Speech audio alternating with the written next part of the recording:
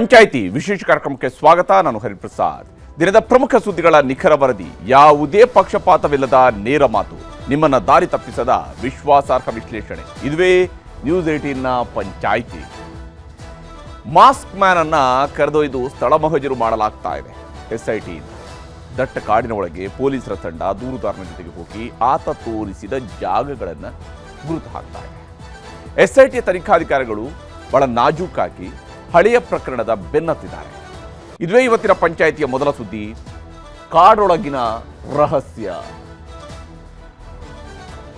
ಬಹುಶಃ ಯಾರು ಊಹಿಸೋದಕ್ಕೆ ಸಾಧ್ಯವೇ ಇಲ್ಲ. 100ಕ್ಕೂ ಹೆಚ್ಚು ಶವಗಳನ್ನು ಹೂತು ಹಾಕಿದ್ದೇನೆ ಎಂದು ದೂರು ನೀಡಿರುವ ವ್ಯಕ್ತಿ ಇವತ್ತು ಸರಿಸುಮಾರು 13 ಜಾಗಗಳನ್ನು ತೋರಿಸಿದ್ದಾರೆ. ನೇತ್ರಾವತಿ ಸ್ನಾನಘಟ್ಟದಿಂದ ಅಣತಿ ದೂರದಿಂದಲೇ ಸ್ಥಳ ಗುರುತು ಮಾಡುವಂತಹ ಕೆಲಸ ಶುರುವಾಗಿದೆ. ಇಲ್ಲಿ ಗುರುತು ಹಾಕಿರುವ ಸ್ಥಳಗಳಲ್ಲಿ ಶವಗಳಿವೆಯೇ, ಅಸ್ಥಿಪಂಜರ ಸಿಗುತ್ತಾ? ಈ ಪ್ರಶ್ನೆಗಳಿಗೆ ಉತ್ತರ ಸಿಗುವಂಥದ್ದು ಸಮಾಧಿಯನ್ನು ಅಗೆದ ನಂತರ. ಏಕಾಏಕಿ ಗುದ್ದಲಿ ತಗೊಂಡು ಹೋಗಿ ಅಗೆಯೋದಕ್ಕೆ ಸಾಧ್ಯ ಇಲ್ಲ. ಅದಕ್ಕೊಂದು ಕಾನೂನಿನ ಚೌಕಟ್ಟಿದೆ, ಅದಕ್ಕೊಂದು ಕ್ರಮ ಇದೆ. ಯಾಕಂದರೆ ಅದು ಪ್ರಾಪರ್ ಆಗಿ ಮಹಜರಾಗಿ ವಿಡಿಯೋ ರೆಕಾರ್ಡಿಂಗ್ ಇವೆಲ್ಲದಕ್ಕೂ ಕೂಡ ಕಾನೂನಿನ ಚೌಕಟ್ಟಿನ ಕ್ರಮವಿದೆ. ಯಾವುದೇ ಕಾನೂನಿನ ಚೌಕಟ್ಟಿಗೆ ಒಳಪಡದೆ ಹೂತು ಹಾಕಿದ ಶವಗಳು ಅಂದರೆ ಪೊಲೀಸರ ಮಹಜರ್ ಇಲ್ಲದೇನೆ, ಪೊಲೀಸರ ದಾಖಲೆಗಳಲ್ಲಿ ಇಲ್ಲದೇನೆ, ಸರಿಯಾಗಿ ಅದು ಯಾವುದರದ್ದು ಕೂಡ ಮರಣೋತ್ತರ ಪರೀಕ್ಷೆ ನಡೆಸದೇನೆ ಆಗಿರುವ ಶವಗಳನ್ನು ಹೂತು ಹಾಕಿರೋ ಪ್ರಕರಣ ಇದು ಅಂತೇಳಿ ಆತನ ಆರೋಪದ ಆಧಾರದಲ್ಲಿ ನಾವು ಇದನ್ನು ಪರಿಗಣಿಸಬೇಕಾಗುತ್ತೆ. ಹಾಗೆ ಹೂತು ಹಾಕಿದ ಶವಗಳನ್ನು ಹೊರತೆಗಿಬೇಕು ಅಂತೇಳಿ ಆದರೆ ಕಾನೂನು ಪ್ರಕಾರವಾಗಿಯೇ ಆಗಬೇಕಾಗಿದೆ. ಮೊದಲ ಹಂತದಲ್ಲಿ ಇವತ್ತು ಸ್ಥಳಗಳನ್ನು ಗುರುತಿಸಲಾಗಿದೆ. ಗಿಡಗಂಟಿಗಳು ಬೆಳೆದಿದ್ದಂತಹ ಜಾಗದಲ್ಲೂ ಕೂಡ ಮಾರ್ಕ್ ಮಾಡಲಾಗಿದೆ. 16 ವರ್ಷಗಳ ನಂತರ ಸಮಾಧಿ ಮಾಡಿದ ಜಾಗದಲ್ಲಿ ಗಿಡಗಳು ಬೆಳೆದಿದ್ರೆ ಅದರಲ್ಲಿ ಅಚ್ಚರಿ ಆಗುವಂಥದ್ದು ಏನೂ ಇಲ್ಲ. ಈಗ ಇರುವಂಥದ್ದು, ಇಲ್ಲಿ ಮಾಸ್ಕ್ ಮ್ಯಾನ್ ತೋರಿಸಿದಂತಹ ಜಾಗದಲ್ಲಿ ಸಮಾಧಿ ಅಗೀತಾರ, ಅಗೆದ್ರೆ ಇಲ್ಲಿ ಶವದ ಗುರುತುಗಳು ಸಿಕ್ಕಿದ್ರೆ ಎಷ್ಟು ಪ್ರಮಾಣದಲ್ಲಿ ಇದ್ದಾವೆ ಮತ್ತು ಆತ ಹೇಳಿರುವ ಪ್ರತಿಯೊಂದು ಜಾಗದಲ್ಲೂ ಕೂಡ ಈಗ 13 ಪಾಯಿಂಟ್ಗಳನ್ನು ಗುರುತಿಸಿದ ಅಂತ ಹೇಳಿದ್ರೆ 13 ಜಾಗಗಳಲ್ಲೂ ಕೂಡ ಸಿಗ್ತವ. ಮತ್ತೆ ಇದು ಕೇವಲ 13 ಜಾಗವನ್ನು ಫಸ್ಟ್ ನೋಡೋಣ, ಆತ ಹೇಳಿದ್ದು ಹೌದೋ ಅಲ್ಲೋ ಅಂತೇಳಿ ಫಸ್ಟ್ ಗುರುತಿಸ್ಕೊಳ್ಳೋಣ, ನಂತರ ಬೇರೆ ಜಾಗ ಆತನಿಂದ ತೋರಿಸ್ಕೊಳ್ಳೋದಕ್ಕೆ ಹೇಳಬೇಕಾ? ಈ ಪ್ರಕ್ರಿಯೆಗೆ ಬಹುಶಃ SIT ಹೋಗಲಾರದು. ಮೊದಲ ಹಂತದಲ್ಲಿ ಅವರು ಎಲ್ಲ ಪಾಯಿಂಟ್ಗಳನ್ನು ಗುರುತಿಸುವಂತಹ ಕೆಲಸವನ್ನು ಮಾಡಬಹುದು. ಅದಾದ ನಂತರ ಅವರು ಅಲ್ಲಿ ಶವಗಳನ್ನು ಹೊರತೆಗೆಯುವ, ಸಮಾಧಿಯನ್ನು ಅಗೆಯುವಂತಹ ಪ್ರಕ್ರಿಯೆಯನ್ನು ಕೂಡ ಮಾಡಬಹುದು. ಹೀಗಾಗಿ ಬಹಳ ಕುತೂಹಲ ಇರುವಂಥದ್ದು ಹೀಗಾಗಿದೆ. ಕಾಡೊಳಗಿನ ರಹಸ್ಯ ಬಯಲಾಗತ್ತ. ಆ ರಹಸ್ಯ ಈ ದೂರುದಾರ ಹೇಳಿರುವ ರೀತಿಯಲ್ಲೇ ಇದೆಯಾ ಅಥವಾ ಬೇರೇನಾದರೂ ಇದೆಯಾ? ಇದು ಕೂಡ ಗೊತ್ತಾಗಬೇಕಾಗಿರುವಂಥದ್ದು. ಇದನ್ನು ಇವತ್ತಿನ ಪಂಚಾಯಿತಿಯ ಮೊದಲ ಸುದ್ದಿಯಲ್ಲಿ ಯಾವ ಸ್ವರೂಪದಲ್ಲಿ ಇವತ್ತು ಸ್ಥಳ ಮಹಜರು ಪ್ರಕ್ರಿಯೆ ನಡೆದಿದೆ ಅನ್ನೋದನ್ನು ಒಂದು ವಿಶೇಷ ವರದಿಯ ಮೂಲಕವಾಗಿ ನಿಮಗೆ ವಿವರಿಸ್ತೀನಿ. ಇನ್ನು ಇವತ್ತಿನ ಪಂಚಾಯಿತಿಯ ಎರಡನೇ ಸುದ್ದಿ, ಪದ್ಮಾವತಿ ಕೆಣಕಿ ಕೆಟ್ರ. ಡಿ-ಬಾಸ್ ಅಭಿಮಾನಿಗಳು ಅನ್ನಿಸ್ಕೊಂಡಂಥವರು ಕೆಟ್ಟ ಕೊಳಕ ಭಾಷೆಯಲ್ಲಿ ನಟಿ ರಮ್ಯಾ ಅವರ ವಿರುದ್ಧ ಸೋಷಿಯಲ್ ಮೀಡಿಯಾದಲ್ಲಿ ಮುಗಿಬಿದ್ದಿದ್ದಾರೆ. ಆದರೆ ನಟಿ ರಮ್ಯಾ ಇಂತಹ ಬಡಪೆಟ್ಟಿಗೆ ಹೆದರಿ ಮನೆಯೊಳಗಡೆ ಕೂರುವಂಥ ವ್ಯಕ್ತಿತ್ವದವರು ಅಲ್ಲವೇ ಅಲ್ಲ. ಕಲಾವಿದೆಯಾಗಿ ಮತ್ತು ಜನಪ್ರತಿನಿಧಿಯಾಗಿಯೂ ಕೂಡ ಕಾರ್ಯನಿರ್ವಹಿಸಿದಂಥವರು. ಹೀಗಾಗಿ ಅವರಿಗೆ ತನ್ನ ಜವಾಬ್ದಾರಿ ಏನು ಅನ್ನುವಂಥದ್ದು ಭಾಳ ಚೆನ್ನಾಗಿ ಗೊತ್ತಿದೆ.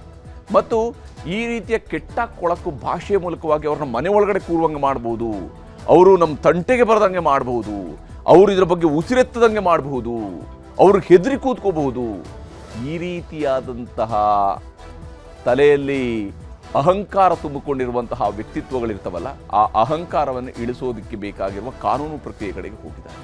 ಆ್ಯಕ್ಚುಲಿ ಇಂತಹ ಮೆಸೇಜ್ಗಳು ಬಂದಾಗ ಮಾಡಬಹುದಾಗಿರುವಂಥ ಬಹಳ ಸುಲಭದ ಕೆಲಸ ಏನಿತ್ತು, ಇನ್ಕ್ಲೂಡಿಂಗ್ ರೇಣುಕಾಸ್ವಾಮಿ ಮಾಡಿದಂತಹ ಮೆಸೇಜ್ಗಳೇ ವಿಚಾರದಲ್ಲೇ ಆದರೂ ಕೂಡ ಭಾಳ ಸುಲಭದ ಕೆಲಸ ಏನಿತ್ತು, ಒಂದು ಕಂಪ್ಲೇಂಟ್ ಕೊಡುವಂಥದ್ದು.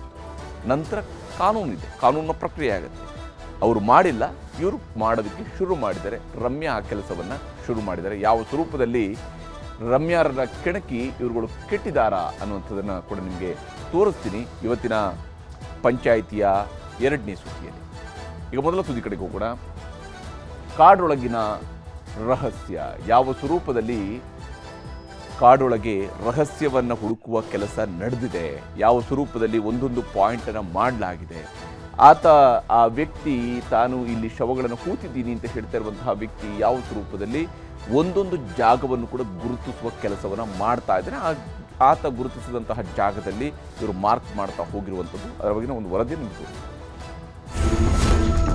ಧರ್ಮಸ್ಥಳದಲ್ಲಿ ನಿಗೂಢ ಶವಗಳ ಸದ್ದು, ಮೊದಲ ದಿನದಿಂದಲೂ ನ್ಯೂಸ್ 18 ನಿರ್ಭೀತ ವರದಿ. ಧರ್ಮಸ್ಥಳ ಭಾಗದಲ್ಲಿ ಶವಗಳನ್ನ ಹೂತಿಟ್ಟ ಆರೋಪದ ಎಸ್ಐಟಿ ಎಂಟ್ರಿಯನ್ನ ಕೊಡಲಿದೆ. ಸತ್ಯ ಕೆದಕಲು ಎಸ್ಐಟಿ ಮುಹೂರ್ತ ಇಟ್ಟಿದೆ. 100 ಶವ ಹೂತಿದ್ದೇನೆ ಎಂದವನ ವಿಚಾರಣೆಯನ್ನ ಮಾಡಲಾಗಿದೆ.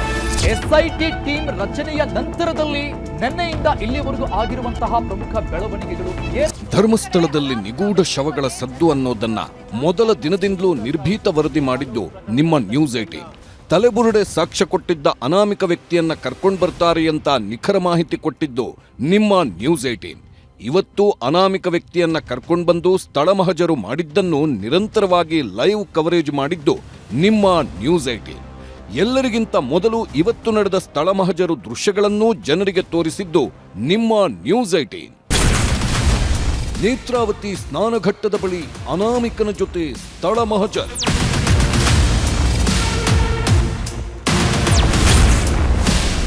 ಸ್ಥಳ ಮಹಜರ್ನ ನಿರಂತರ ಕವರೇಜ್, ಎಸ್ಐಟಿ ತನಿಖೆಯ ಇಂಚಿಂಚು ಮಾಹಿತಿ. ಇವತ್ತಿನಿಂದ ಅನಾಮಿಕ ವ್ಯಕ್ತಿಯ ಸ್ಥಳ ಪರಿಶೀಲನೆ ಆಗ್ತಾ ಇದೆ. ಧರ್ಮಸ್ಥಳ ಸುತ್ತಮುತ್ತ 100 ಶವಗಳನ್ನ ಹೂತಿದ್ದೀನಿ ಅಂತ ಹೇಳಿದ್ದ ಅನಾಮಿಕ ತಲೆಬುರುಡೆಯೊಂದನ್ನ ತಂದು ಸಾಕ್ಷಿನೂ ಕೊಟ್ಟು ಕೋರ್ಟ್ನಲ್ಲೂ ಜಡ್ಜ್ ಎದುರು ಹೇಳಿಕೆ ಕೊಟ್ಟಿದ್ದ. ಸರ್ಕಾರನೂ ಎಸ್ಐಟಿ ರಚನೆ ಮಾಡಿ ತನಿಖೆಗೆ ಆದೇಶಿಸಿತ್ತು. 3 ದಿನದಿಂದ ಎಸ್ಐಟಿ ಅಧಿಕಾರಿಗಳು ಅನಾಮಿಕನನ್ನ 15 ಗಂಟೆಗಳ ಕಾಲ ವಿಚಾರಣೆ ಮಾಡಿದ್ರು. ಎಷ್ಟು ಹೆಣ ಹೂತಿದ್ಯಾ, ಎಷ್ಟು ಜಾಗಗಳಲ್ಲಿ ಹೂತಿದ್ಯಾ, ಹೂತಿರುವ ಜಾಗಗಳನ್ನ ತೋರಿಸ್ತೀಯಾ ಅನ್ನೋದು ಸೇರಿ 100 ಪ್ರಶ್ನೆಗಳನ್ನ ಹಾಕಿದ್ರು. ಎಲ್ಲದಕ್ಕೂ ಅನಾಮಿಕ ವ್ಯಕ್ತಿ ಉತ್ತರ ಕೊಟ್ಟಿದ್ದ. ಇವತ್ತು ಅದೇ ಅನಾಮಿಕ ವ್ಯಕ್ತಿಯನ್ನ ಕರ್ಕೊಂಡ್ಬಂದು ಸ್ಥಳ ಮಹಜರು ನಡೆಸಿದ್ರು. ದೃಶ್ಯ 1, ಬೆಳ್ತಂಗಡಿ ಅಜ್ಞಾತ ಸ್ಥಳ. ಖಾಕಿ ಭದ್ರತೆಯಲ್ಲಿ ಬಂದ ಅನಾಮಿಕ. ಬೆಳ್ತಂಗಡಿ ಭಾಗದಲ್ಲಿ ಅಜ್ಞಾತ ಸ್ಥಳದಲ್ಲಿ ತನ್ನ ವಕೀಲರ ಜೊತೆ ಅನಾಮಿಕ ವ್ಯಕ್ತಿ ಇದ್ದ. ಅದೇ ಅನಾಮಿಕನನ್ನ ಮಧ್ಯಾಹ್ನ 12:35ಕ್ಕೆ ಬಿಗಿ ಭದ್ರತೆಯಲ್ಲಿ ಕೆಎಸ್ಆರ್ಪಿ ತುಕಡಿಯಲ್ಲಿ ಎಸ್ಐಟಿ ಅಧಿಕಾರಿಗಳು ಕರ್ಕೊಂಡು ಸ್ಥಳ ಮಹಜರಿಗೆ ಹೊರಟರು. ದೃಶ್ಯ 2, ಧರ್ಮಸ್ಥಳ ಸ್ನಾನಘಟ್ಟ. ಸಿಆರ್ಪಿಎಫ್, ಗರುಡ ಪಡೆ, ಖಾಕಿ ಸೆಕ್ಯೂರಿಟಿ. ಅನಾಮಿಕ ವ್ಯಕ್ತಿಯನ್ನ ಎಸ್ಐಟಿ ಅಧಿಕಾರಿಗಳು ಮೊದಲು ಕರ್ಕೊಂಡು ಬಂದಿದ್ದು ನೇತ್ರಾವತಿ ನದಿ ನೀರು ಹರಿಯುವ ಧರ್ಮಸ್ಥಳದ ಪುಣ್ಯಸ್ಥಳವಾದ ಸ್ನಾನಘಟ್ಟಕ್ಕೆ. ಸ್ನಾನಘಟ್ಟದ ಜಾಗಕ್ಕೆ ಅನಾಮಿಕನನ್ನ ಕರ್ಕೊಂಡು ಬಂದಿದ್ದು ಬಿಗಿ ಭದ್ರತೆಯಲ್ಲಿ. ಯಾವುದೇ ಅನಾಹುತಗಳಾಗದಂತೆ ಎಚ್ಚರಿಕೆ ವಹಿಸಿದ್ದ ಎಸ್ಐಟಿ ಅಧಿಕಾರಿಗಳು ನೇತ್ರಾವತಿ ಸ್ನಾನಘಟ್ಟದಲ್ಲಿ ಭಕ್ತರಿಗೆ ಸ್ನಾನಕ್ಕೂ ಅವಕಾಶ ಕೊಟ್ಟಿರಲಿಲ್ಲ. ಧರ್ಮಸ್ಥಳ ಸ್ನಾನಘಟ್ಟಕ್ಕೆ ಕರೆತಂದಾಗ ಅನಾಮಿಕನಿಗೆ ಆಧುನಿಕ ಶಸ್ತ್ರಾಸ್ತ್ರಗಳನ್ನ ಇಟ್ಕೊಂಡಿದ್ದ ಸಿಆರ್ಪಿಎಫ್ ಭದ್ರತಾ ಪಡೆಗಳ ಭದ್ರತೆ ಇತ್ತು. ಕರ್ನಾಟಕದ ಗರುಡ ಟೀಮ್ ಭದ್ರತೆ ಒದಗಿಸಿದ್ರು. ಜೊತೆಗೆ 100ಕ್ಕೂ ಹೆಚ್ಚು ಪೊಲೀಸರ ಭದ್ರತೆಯಲ್ಲಿ ಮಧ್ಯಾಹ್ನ 12:57ಕ್ಕೆ ಸ್ನಾನಘಟ್ಟಕ್ಕೆ ಕರೆತಂದ್ರು. ದೃಶ್ಯ 3, ಧರ್ಮಸ್ಥಳ ಸ್ನಾನಘಟ್ಟ. ಹೂತಿಟ್ಟ ಶವಗಳ ಸ್ಥಳಗಳ ಗುರುತು ಪತ್ತೆ. ಧರ್ಮಸ್ಥಳ ಸ್ನಾನಘಟ್ಟದ 100 ಮೀಟರ್ ಅಂತರದಲ್ಲಿ ಅನಾಮಿಕ ವ್ಯಕ್ತಿ ಎಸ್ಐಟಿ ಅಧಿಕಾರಿಗಳಿಗೆ ಕೈಸನ್ನೆ ಮೂಲಕ ಇಲ್ಲೇ ಸರ್ ಶವ ಹೂತು ಹಾಕಿದ್ದು ಅಂತ ತೋರಿಸ್ತಿದ್ದ. ತಲೆಬುರುಡೆಯನ್ನ ಸಾಕ್ಷಿಯನ್ನಾಗಿ ಕೊಟ್ಟಿದ್ದು ಆ ತಲೆಬುರುಡೆಯನ್ನ ತಂದ ಜಾಗವನ್ನೂ ಎಸ್ಐಟಿ ಅಧಿಕಾರಿಗಳಿಗೆ ತೋರಿಸಿದ. ಸ್ವಲ್ಪವೂ ಎದೆಗುಂದದೆ, ಸ್ವಲ್ಪವೂ ಭಯ ಬೀಳದೆ, ಯಾವುದೇ ಹಿಂಜರಿಕೆ ಹೆದರಿಕೆ ಇಲ್ಲದೆ ಇಲ್ಲೇ ಶವಗಳು ಸಿಕ್ಕಿದ್ದು, ಇದೇ ಜಾಗದಲ್ಲೇ ಆ ಶವಗಳ ಅಂತ್ಯಕ್ರಿಯೆ ಮಾಡಿದ್ದು ಅಂತ ಹಿರಿಯ ಪೊಲೀಸ್ ಅಧಿಕಾರಿಗಳಿಗೆ ಉತ್ತರ ಕೊಟ್ಟ. ದೃಶ್ಯ 4, ಧರ್ಮಸ್ಥಳ ಕಾಡು. ಕಾಡಿನಲ್ಲಿ ಹೂತಿಟ್ಟ ಸ್ಥಳ ಮಹಜರು. ಮಧ್ಯಾಹ್ನ 1 ಗಂಟೆಯಿಂದ ಮಧ್ಯಾಹ್ನ 2:50ರವರೆಗೂ ಅಂದ್ರೆ ಸುಮಾರು 2 ಗಂಟೆಗಳ ಕಾಲ ಧರ್ಮಸ್ಥಳ ಕಾಡಿನ ಒಳಗೆ ಅನಾಮಿಕ ವ್ಯಕ್ತಿಯನ್ನ ಕರ್ಕೊಂಡು ಹೋದ್ರು. ಎಲ್ಲೆಲ್ಲಿ ಶವಗಳನ್ನ ಹೂತಿಟ್ಟಿದ್ದೀನಿ ಅಂತ ಅನಾಮಿಕ ಹೇಳಿದ್ನೋ ಅಲ್ಲೆಲ್ಲ ಪೊಲೀಸರು ಟೇಪ್ ಕಟ್ಟಿ 1, 2, 3, 4 ಅಂತ ಸ್ಥಳಗಳನ್ನ ಗುರುತು ಮಾಡಿದ್ರು. ಮಧ್ಯಾಹ್ನ 3 ಗಂಟೆವರೆಗೂ ಒಟ್ಟು 8 ಸ್ಥಳಗಳಲ್ಲಿ ಟೇಪ್ ಕಟ್ಟಿ ನಿಷೇಧಿತ ಪ್ರದೇಶ ಅಂತ ಸ್ಥಳಗಳನ್ನ ಮಾರ್ಕ್ ಮಾಡಿದ್ರು. ದೃಶ್ಯ 5, ಧರ್ಮಸ್ಥಳ ಪೊಲೀಸ್ ಠಾಣೆ. ಪೊಲೀಸ್ ಠಾಣೆಯಲ್ಲಿ ಊಟದ ವ್ಯವಸ್ಥೆ. ಮಧ್ಯಾಹ್ನ 3 ಗಂಟೆಗೆ ಅನಾಮಿಕ ವ್ಯಕ್ತಿಯನ್ನ ಕಾಡಿನೊಳಗಿನಿಂದ ವಾಪಸ್ ಕರ್ಕೊಂಡು ಬಂದ್ರು. ಮನುಷ್ಯರು ಓಡಾಡಲು ಆಗದ ದಟ್ಟ ಕಾಡಿನೊಳಗೆ 2 ಗಂಟೆಗಳ ಕಾಲ ಶೋಧ ಮುಗಿಸಿ ಹೊರಗೆ ಬಂದ್ರು. ಅಲ್ಲಿಂದ ಅನಾಮಿಕನನ್ನ ಸೀದಾ ಧರ್ಮಸ್ಥಳ ಪೊಲೀಸ್ ಠಾಣೆಗೆ ಕರೆತಂದ್ರು. ಅಲ್ಲೇ ಊಟದ ವ್ಯವಸ್ಥೆ ಮಾಡಿದ್ದ ಎಸ್ಐಟಿ 1 ಗಂಟೆ ಠಾಣೆಯಲ್ಲೇ ಇದ್ದು ಕೆಲವು ಮಾಹಿತಿಯನ್ನೂ ಸಂಗ್ರಹಿಸಿದ್ರು. ದೃಶ್ಯ 6, ಧರ್ಮಸ್ಥಳ ಅಜಿಕುರಿ ರಸ್ತೆ. ಮತ್ತೆ ಹೂತಿಟ್ಟ ರಹಸ್ಯ ಶೋಧ. ಧರ್ಮಸ್ಥಳ ಠಾಣೆಯಿಂದ ಮತ್ತೆ ಅನಾಮಿಕನನ್ನ ನೇತ್ರಾವತಿ ನದಿ ಭಾಗಕ್ಕೆ ಕರ್ಕೊಂಡು ಬಂದ್ರು. ಧರ್ಮಸ್ಥಳ ಸ್ನಾನಘಟ್ಟ ಮತ್ತು ಅಜಿಕುರಿ ರಸ್ತೆ ಸುತ್ತಲೂ 2ನೇ ಸುತ್ತಿನ ಸ್ಥಳ ಮಹಜರು ನಡೆಸಿದ್ರು. ಮಧ್ಯಾಹ್ನ 3 ಗಂಟೆವರೆಗೂ 8 ಜಾಗಗಳನ್ನು ಗುರುತು ಮಾಡಿದ್ರು. ಸಂಜೆ 4 ಗಂಟೆಯಿಂದ ಮತ್ತೆ 5 ಸ್ಥಳಗಳನ್ನ ಅನಾಮಿಕ ವ್ಯಕ್ತಿ ತೋರಿಸಿದ್ದು, ಒಟ್ಟು 13 ಜಾಗಗಳಲ್ಲಿ ಅನಾಮಿಕ ವ್ಯಕ್ತಿ ಶವಗಳನ್ನ ಹೂತಿಟ್ಟಿದ್ದೀನಿ ಅಂತ ತೋರಿಸಿದ್ದಾನೆ. ಆ 13 ಜಾಗಗಳಿಗೂ ನಂಬರ್ಗಳನ್ನ ಹಾಕಿಟ್ಟಿದ್ದಾರೆ.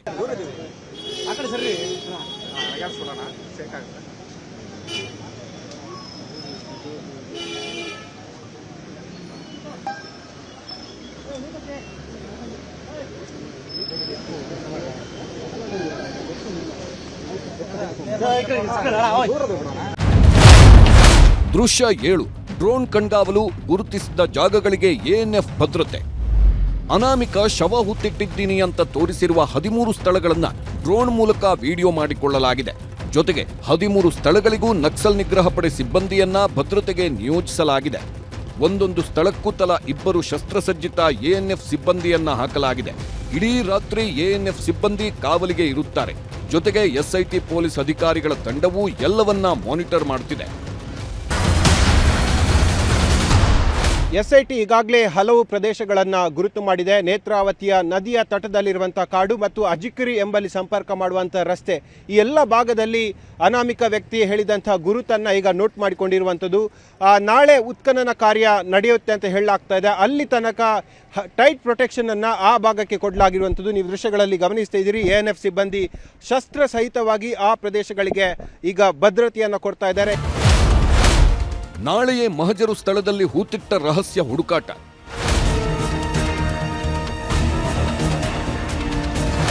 ಮಣ್ಣು ಅಗೆದು ಸಾಕ್ಷಿಗಳ ಕಲೆ ಹಾಕಲಿರುವ ತನಿಖಾ ತಂಡಗಳು. ಅನಾಮಿಕ ವ್ಯಕ್ತಿ ಇವತ್ತು ಒಂದೇ ದಿನ ಒಟ್ಟು 13 ಸ್ಥಳಗಳನ್ನು ತೋರಿಸಿದ್ದಾನೆ. 13 ಸ್ಥಳಗಳಲ್ಲೂ ನಾಳೆಯೇ ಉತ್ಖನನ ಕಾರ್ಯ ನಡೆಯಲಿದೆ. ಇಂದು ಗುರುತು ಮಾಡಿರುವ ಸ್ಥಳಗಳಲ್ಲಿ ನಾಳೆಯೇ ಮಣ್ಣು ಅಗೆದು ಸಾಕ್ಷಿಗಳ ಕಲೆ ಹಾಕಲು ಎಸ್ಐಟಿ ಅಧಿಕಾರಿಗಳು ನಿರ್ಧರಿಸಿದ್ದಾರೆ. ಸ್ಥಳೀಯ ಕೋರ್ಟ್ಗೂ ಈಗಾಗಲೇ ಮಣ್ಣು ತೆಗೆದು ಸಾಕ್ಷಿ ಹುಡುಕಾಡಲು ಅನುಮತಿ ನೀಡುವಂತೆ ಮನವಿ ಮಾಡಿದ್ದಾರೆ. ಕೋರ್ಟ್ ಅನುಮತಿ ಸಿಕ್ಕಿದ್ರೆ ನಾಳೆಯೂ ಉತ್ಖನನದ ಜೊತೆಗೆ ಸ್ಥಳ ಮಹಜರು ಪ್ರಕ್ರಿಯೆಯನ್ನು ಮುಂದುವರಿಸಲಿದ್ದಾರೆ. ಹೆಣ ಹೂತಿರುವ ಪ್ರದೇಶಗಳನ್ನು ಮಾಸ್ಕ್ ಮ್ಯಾನ್ ಗುರುತಿಸಿದ್ದಾನೆ. ಕಾಡಿನ ಗಿಡಗಂಟಿಗಳನ್ನು ತೆಗೆದು 13 ಸ್ಥಳಗಳ ಗುರುತು ಕಾರ್ಯವೂ ಮುಗಿದಿದೆ. ದೂರುದಾರ ಗುರುತಿಸಿದ ಸ್ಥಳಗಳ ಸುತ್ತಲೂ ಟೇಪ್ ಹಾಕಿ ಭದ್ರತೆ ಹಾಕಿದ್ದಾರೆ. ಜೊತೆಗೆ ಒಂದೊಂದೇ ಫೈಲ್ಗಳನ್ನು ತೆಗೆದು ತಾಳೆ ಹಾಕಿರುವ ಅಧಿಕಾರಿಗಳು ಅನಾಮಿಕನ ಹೇಳಿಕೆಗೂ ಸಿಕ್ಕಿರುವ ಸಾಕ್ಷಿಗಳಿಗೂ ತಾಳೆ ಹಾಕಿ ಪರಿಶೀಲನೆ ಮಾಡಿದ್ದಾರೆ. ನಾಳೆ ಹೇಗಿರುತ್ತೆ ಧರ್ಮಸ್ಥಳ ರಹಸ್ಯದ ತನಿಖೆ? ಗುರುತು ಮಾಡಿದ 13 ಸ್ಥಳಗಳಲ್ಲಿ ಅಸ್ಥಿಪಂಜರ ಹುಡುಕಾಟ ನಡೆಯುತ್ತೆ. ತನಿಖಾಧಿಕಾರಿಗಳು, ಎಫ್ಎಸ್ಎಲ್, ಸೋಕೋ ಟೀಮ್ ಸ್ಥಳದಲ್ಲಿರ್ತಾರೆ. ತಹಶೀಲ್ದಾರ್, ಕಂದಾಯ ಅಧಿಕಾರಿ, ಸ್ಥಳೀಯ ಪಂಚಾಯಿತಿಯವರು, ವೈದ್ಯರ ತಂಡ, ವಿಡಿಯೋಗ್ರಾಫರ್ ಸಮ್ಮುಖದಲ್ಲಿ ಸಾಕ್ಷಿ ಶೋಧ ನಡೆಯುತ್ತೆ. ಮೂಳೆ, ಕೂದಲು, ಶವದ ಉಗುರುಗಳಿಗಾಗಿ ಹುಡುಕಾಟ ನಡೆಯುತ್ತೆ. ಒಡವೆಗಳು, ವಾಚ್, ಉಂಗುರ ಹಾಗೂ ಇತರೆ ವಸ್ತುಗಳಿಗೆ ಹುಡುಕಾಟ ನಡೆಯುತ್ತೆ. ಏನೆಲ್ಲ ವಸ್ತುಗಳು ಸಿಗುತ್ತೋ ಅದನ್ನೆಲ್ಲ ಎಫ್ಎಸ್ಎಲ್ ಟೆಸ್ಟ್ಗೆ ಕಳಿಸ್ತಾರೆ. ಗಂಡು, ಹೆಣ್ಣು, ವಯಸ್ಸು, ಸಾವಿನ ಕಾರಣ ಹುಡುಕಲು ಡಿಎನ್ಎ ಪರೀಕ್ಷೆಗೂ ರವಾನಿಸ್ತಾರೆ. ಸತ್ತಿದ್ದೇಗೆ, ಕೊಲೆನಾ, ಆತ್ಮಹತ್ಯೆನಾ, ಗಾಯಗಳಿತ್ತ ಅನ್ನೋದನ್ನು ಪತ್ತೆ ಮಾಡಲಾಗುತ್ತೆ. ಇನ್ನೊಂದು ಕಡೆ ಕುರುಹುಗಳು ಸಿಕ್ಕಿದ್ರೆ ತನಿಖೆಗೆ ಪ್ರತ್ಯೇಕ ಟೀಮ್ ರಚನೆಯಾಗುತ್ತೆ. ಕೊಲೆ, ನಾಪತ್ತೆ ಕೇಸ್ಗೂ ಸಿಗುವ ಅಸ್ಥಿಪಂಜರಗಳಿಗೂ ತಾಳೆ ಹಾಕ್ತಾರೆ. ಫೋನಲ್ಲಿ ಏನಾದರೂ ಕಂಡು ಬಂದರೆ, ಉಳಿದಿದ್ದು ರೇಪು ಮತ್ತು ಸ್ಟ್ರಾಂಗ್ಯುಲೇಷನ್ ಅದು ಆಗಿದ್ರೆ ಅದು ಗೊತ್ತಾಗೋದಲ್ಲ. ಯಾಕಂದ್ರೆ ಎಲ್ಲ ಬಾಡಿ ಎಲ್ಲ ಹೋಗಿಬಿಟ್ಟಿರ್ತದೆ. ಬರೇ ಇವತ್ತು ಹಾಜರಾಗಿದೆ, ನಾಳೆಯಿಂದನೇ ಡಿಗ್ ಮಾಡೋ ಅದೇ ನಾಳೆ ಮಾಡ್ತಾರೆ. ನಾಳೆ ಮಾಡುವಾಗ ಇದನ್ನೆಲ್ಲ ನೋಡ್ತಾರೆ ಅವರು. ನಾಳೆ ಡಿಗ್ ಮಾಡುವಾಗ ತಾಲೂಕಾ ಅಥವಾ ಮ್ಯಾಜಿಸ್ಟ್ರೇಟ್ ಆಗಲಿ ಅಥವಾ ಸಬ್ ಡಿವಿಷನ್ ಮ್ಯಾಜಿಸ್ಟ್ರೇಟ್ ಆಗಲಿ ಅಲ್ಲಿ ಹಾಜರಿದ್ದು ಅದನ್ನು ವಿಡಿಯೋ ಸಮೇತ ಮಾಡ್ತಾರೆ. ವಿಡಿಯೋ ಸಮೇತ ಮಾಡಿ ಎಲ್ಲ ಪರಿಶೀಲನೆ ಮಾಡ್ತಾರೆ. ಹೇಳಿದ್ನಲ್ಲ, ಬೋನ್ಗಳನ್ನು ತೆಗಿತಾರೆ, ತಲೆ ಬುರುಡೆ ತೆಗಿತಾರೆ, ತೆಗೆದು ಅದನ್ನ ಟೆಸ್ಟ್ ಮಾಡ್ತಾರೆ. ಇದು ಗಂಡು ಹೆಣ್ಣು ಅನ್ನೋದು ಗೊತ್ತಾಗ್ತದೆ, ವಯಸ್ಸು ಎಷ್ಟು ಅನ್ನೋದು ಗೊತ್ತಾಗ್ತದೆ. ಬೋನ್ಗೆ ಏನು ಫ್ರ್ಯಾಕ್ಚರ್ ಗಿಕ್ಚರ್ ಆಗಿದ್ದು ಅಂದ್ರೆ ಅದು ಕಾಸ್ ಆಫ್ ಡೆತ್ ಗೊತ್ತಾಗ್ತದೆ. ಓನ್ಲಿ ಯಾವ್ದು ಗೊತ್ತಾಗೋದಿಲ್ಲ ಅಂದ್ರೆ ರೇಪ್ ಮಾಡಿದ್ದಿದ್ರೆ ಅಥವಾ ಸ್ಟ್ರಾಂಗ್ಯುಲೇಷನ್ ಅದು ಮಾಡಿದ್ದಿದ್ರೆ ಅದು ಗೊತ್ತಾಗೋದಿಲ್ಲ. ಯಾಕಂದ್ರೆ ಎಲ್ಲ ಇದು ಹೋಗ್ಬಿಟ್ಟಿರ್ತದೆ. ಆದರೂ ಹೊಟ್ಟೆ ಮೇಲೆ ಮಣ್ಣೇನಿರ್ತದಲ್ಲ, ಆ ಮಣ್ಣಿನ ಕೆಲವೊಂದು ಅಂಶಗಳು, ಹೊಟ್ಟೆಯಲ್ಲಿ ಅಂಶಗಳು ಆ ಮಣ್ಣಿನಲ್ಲಿ ಬಂದಿರ್ತವೆ. ಆ ಮಣ್ಣನ್ನು FSL ದವ್ರು ಜಪ್ತ್ ಮಾಡ್ತಾರೆ.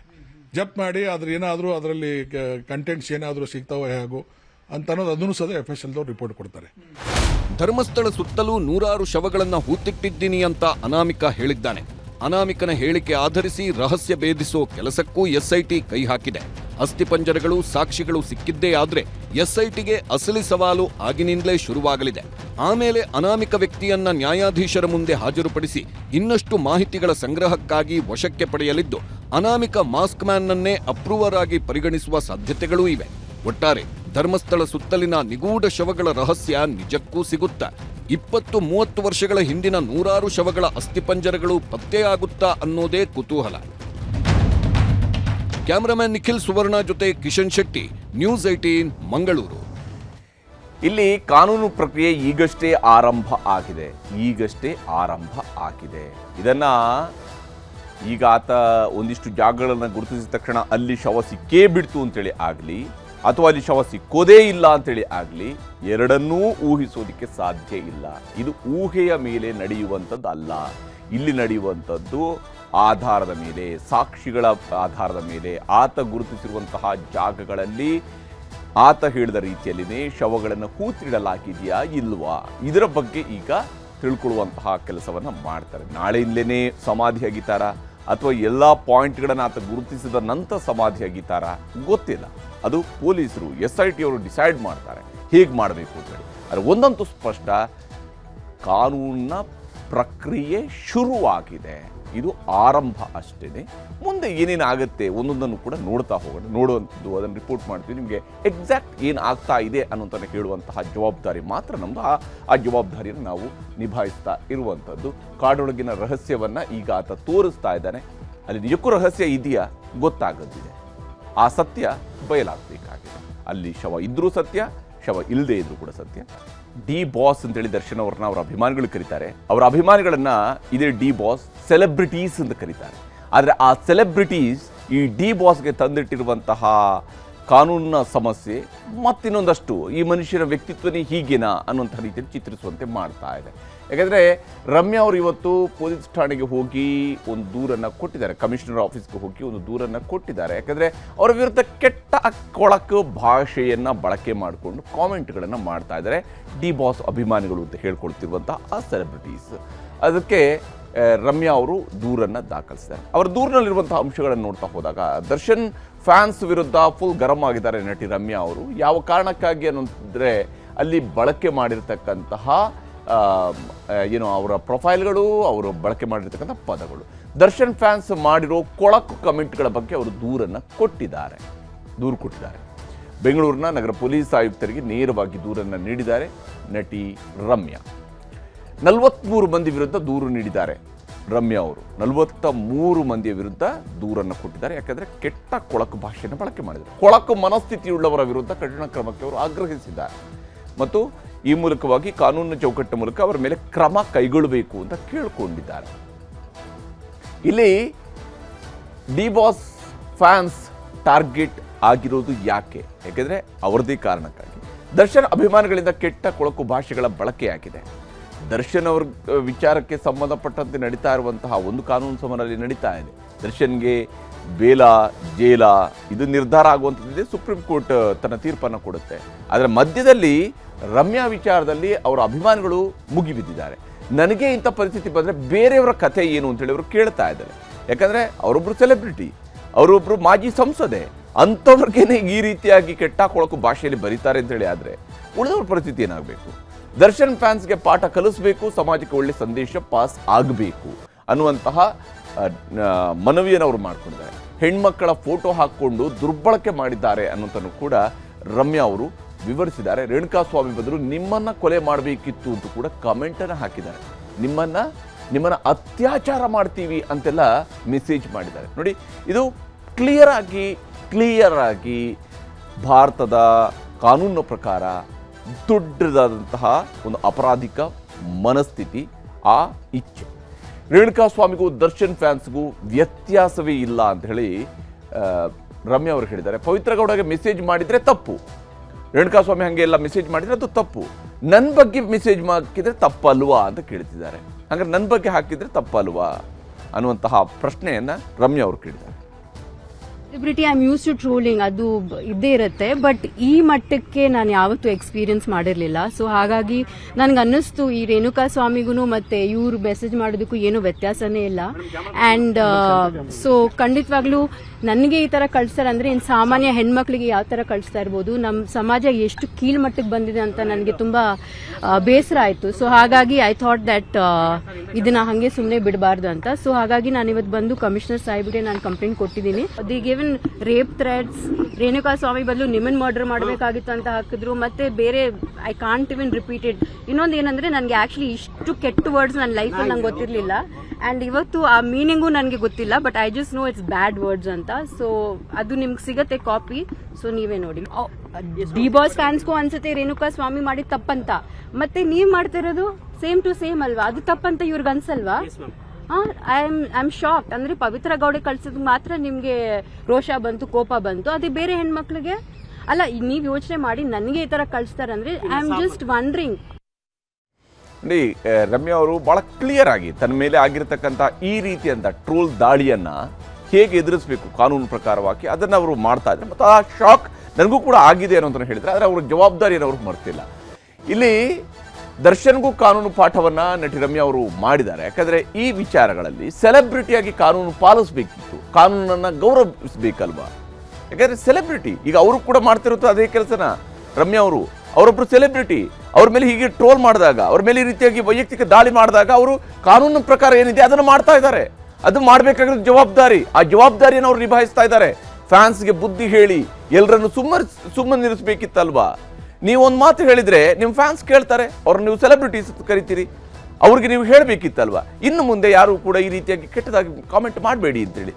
ಯಶ್, ಸುದೀಪ್ ಫ್ಯಾಮಿಲಿನೂ ಕೂಡ ಬಿಟ್ಟಿಲ್ಲ. ಇವರು ಎಲ್ಲರನ್ನು ಕೂಡ ಟಾರ್ಗೆಟ್ ಮಾಡಿದ್ದಾರೆ, ಎಲ್ಲರನ್ನು ಟ್ರೋಲ್ ಮಾಡ್ತಾರೆ. ಸುಮ್ಮನೆ ಇರೋ ಬದಲು ಫ್ಯಾನ್ಸ್ಗೆ ಬುದ್ಧಿವಾದ ಹೇಳಬೇಕಲ್ವಾ? ಯಾಕಂದರೆ ಅದು ಜವಾಬ್ದಾರಿ. ಒಬ್ಬ ನಟ ತನ್ನ ಸೆಲೆಬ್ರಿಟೀಸ್ ಅಂತ ಕರೆದಾಗ ಅವರಿಗೆ ಒಂದು ಜವಾಬ್ದಾರಿ ನಿರ್ಮಾಣ ಆಗುತ್ತೆ. ಆ ಜವಾಬ್ದಾರಿ ನಿಭಾಯಿಸಬೇಕಲ್ವಾ ಅನ್ನುವಂತಹ ಪ್ರಶ್ನೆಯನ್ನು ರಮ್ಯಾ ಅವರು ಕೇಳಿದ್ದಾರೆ. ನಂಬ್ತಿರೋ ಬಿಡ್ತಿರೋ, ಬಟ್ ಅಟ್ ಲೀಸ್ಟ್ ನೀವು ಕಾನೂನು ಪ್ರಕಾರ ನೀವು ನಡ್ಕೊಂಡ್ರೆ, especially as a public figure, as a celebrity, ಮತ್ತೆ ಎಲ್ಲರೂ ಅದೇ ತರ ಅವರು ಬಿಹೇವ್ ಮಾಡ್ತಾರೆ. ನೀವು ಕಾನೂನು ನಿಮ್ ಕೈಗೆ ತಗೊಂಡ್ರೆ ಸಮಾಜಕ್ಕೆ ಏನ್ ಮೆಸೇಜ್ ಕೊಡ್ತಾ ಇದೀರಾ ನೀವು? ಅದೇ ಐ ಆಮ್ ಆಸ್ಕಿಂಗ್. ನಾವ್ ಮರ್ಡರ್ ಮಾಡಕ್ಕಾಗುತ್ತೆ ಎಲ್ಲರೂ, ಅಥವಾ ಅವ್ರು ಮರ್ಡರ್ ಮಾಡಕ್ಕಾಗುತ್ತಾ? It's not like that, right? We live in a civilise society.